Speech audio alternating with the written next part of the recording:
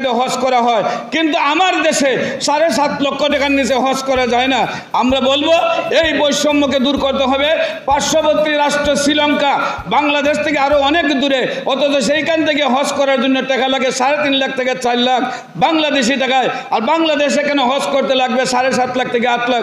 যে হজ উমরায় করা যায় 1.5 লক্ষ টাকায়, সেই হজ আবার কিভাবে 7.5 লক্ষ টাকা হয়? সেই বৈষম্যগুলো দূর করার জন্য, সেই সিন্ডিকেট যারা ঘটায় তাদেরকে শাস্তির আওতায় নিয়ে বিচার করার জন্য আমরা দেখতে পাই সারা বিশ্ব জুড়ে যেখানে সিএনজি বিক্রি হয়, প্রত্যেকটি সিএনজির মূল্য 3 থেকে 4 লক্ষ টাকা, অথচ আমরা ঢাকা শহরে একটি সিএনজির মূল্য 29 লক্ষ টাকা কিভাবে হয়? সেই বৈষম্য দূর করা হলো ইসলামী সমন্বয় পরিষদের কাজ। সারা বিশ্ব জুড়ে একটি রিক্সা বিক্রি হয় 4,000 থেকে 5,000 টাকা, কিন্তু আমাদের দেশে গুলশান, বনানী, উত্তরা, বাড়িধারা এবং এই বসুন্ধরা যেগুলা একদম লাক্সারি এরিয়া, সেইখানে একটি রিক্সার মূল্য হলো 50,000 টাকা।